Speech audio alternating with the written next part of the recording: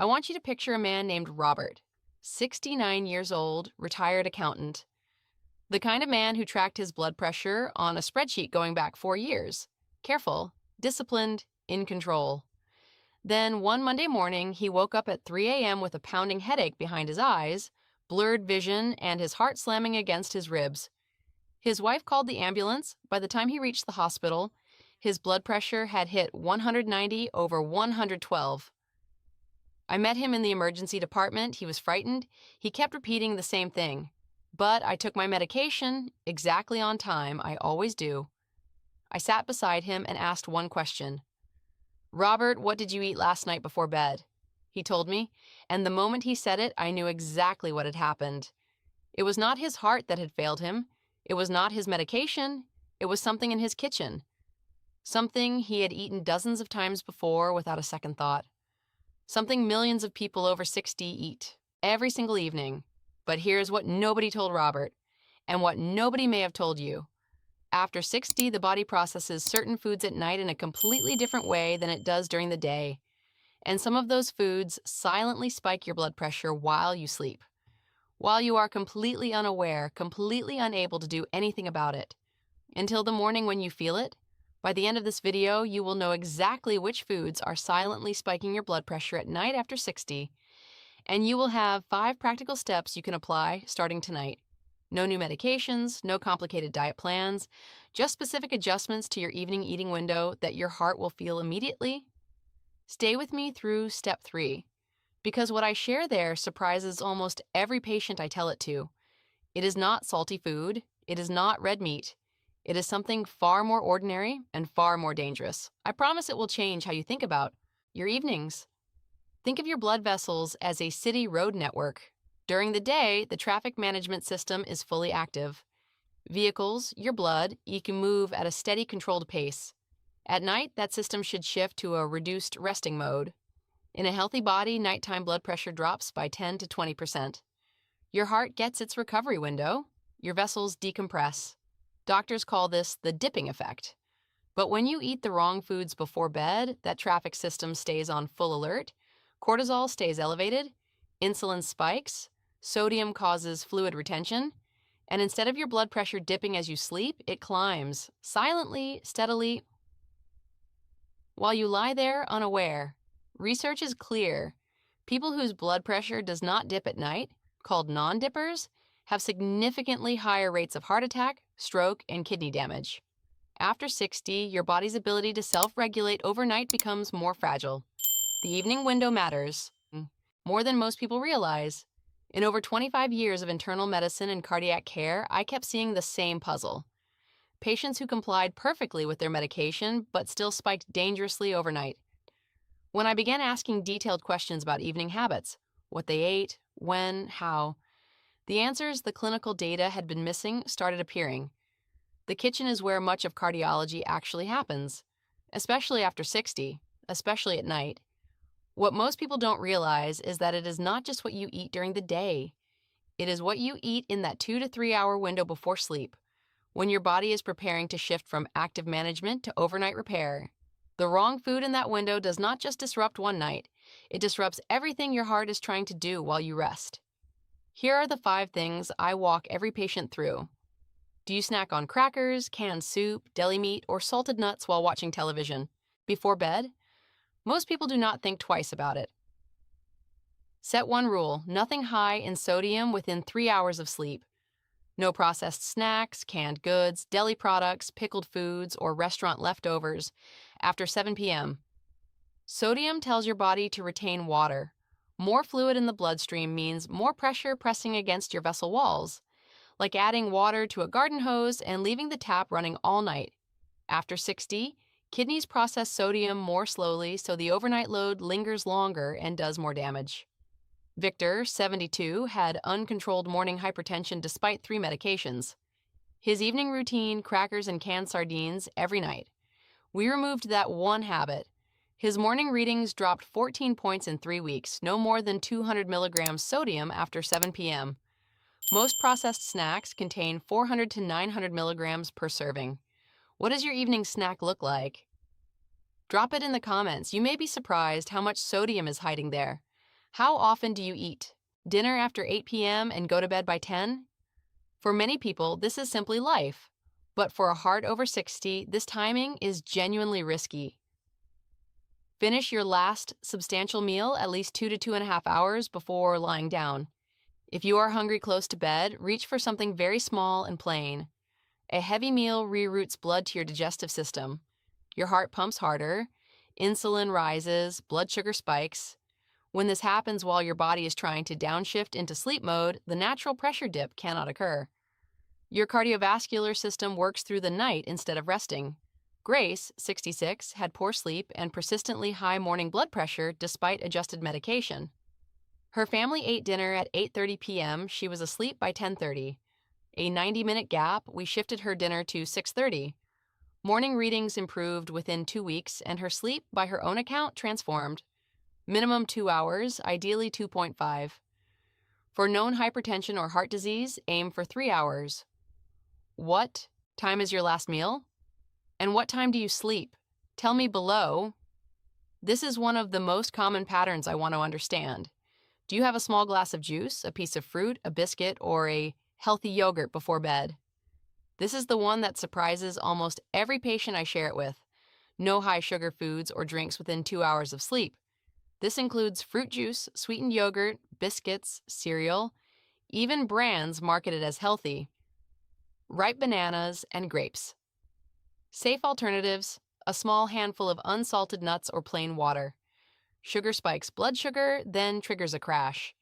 That crash signals your adrenal glands to release cortisol and adrenaline, your stress hormones. And here is the critical part.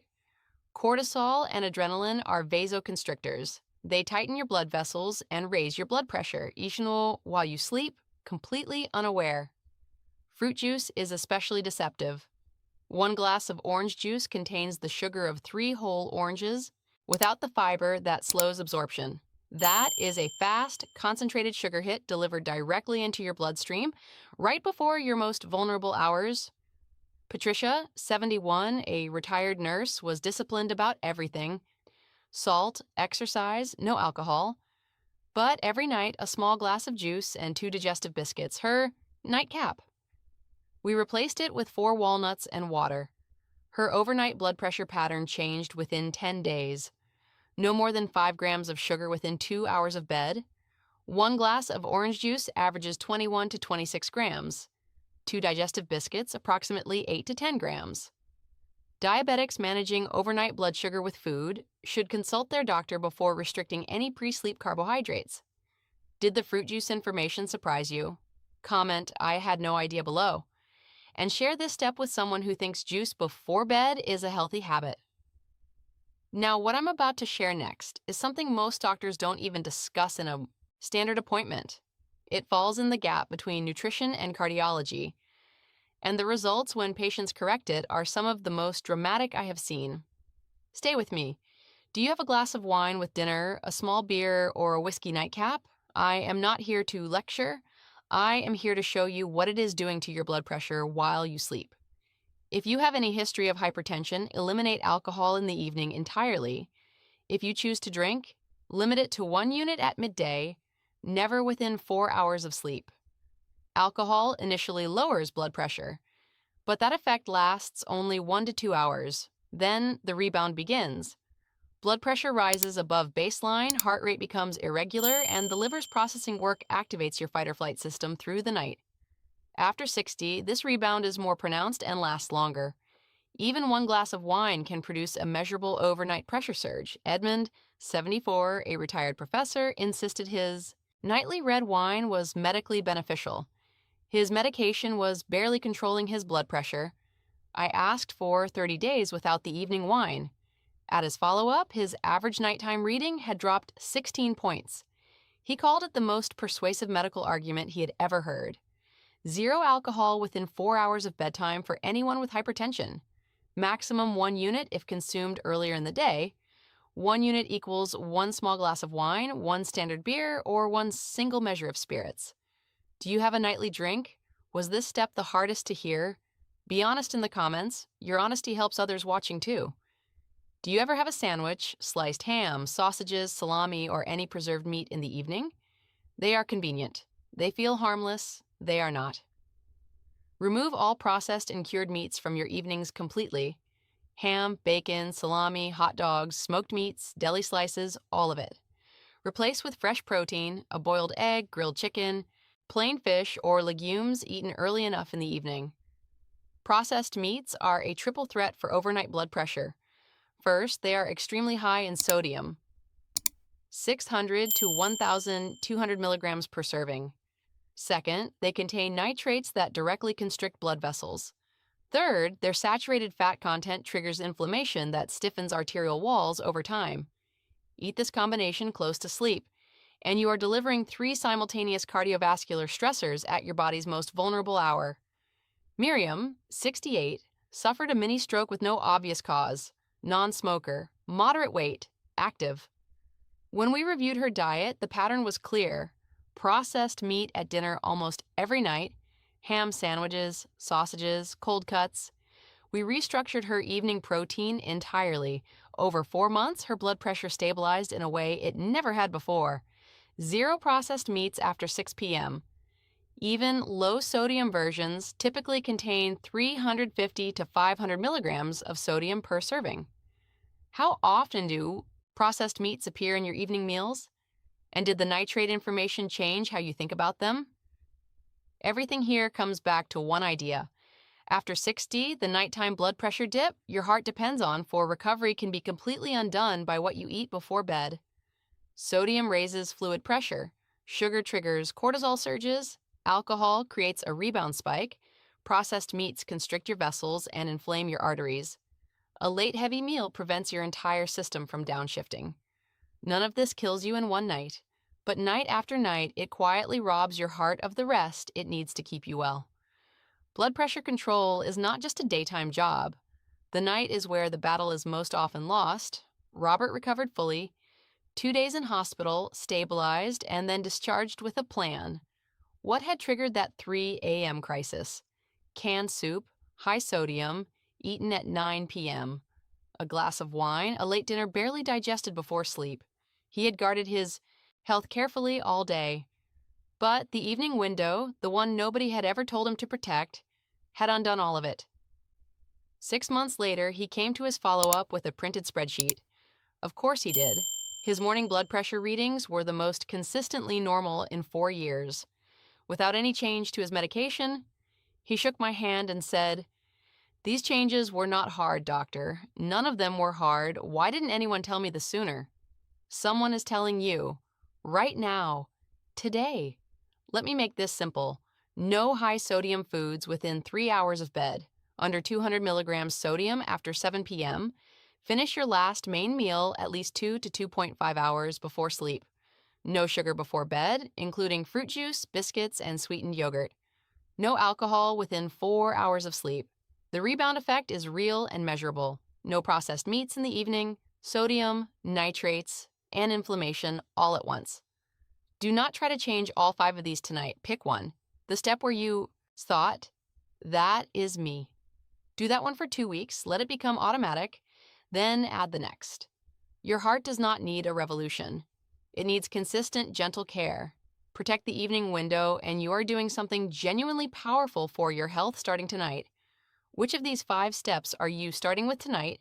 Tell me in the comments. Your answer may be the nudge someone else watching needs to make their own change. If you have someone over 60 in your life who eats late, snacks before bed, or has a nightly drink, please share this video with them. It is one click. It could matter more than you know. If this kind of honest clinical health information is useful to you, no hype, no products, just real medicine explained in plain language. Subscribe and hit the bell. This is what I make. Practical knowledge for people over 60 who want to understand their bodies and actually do something about it.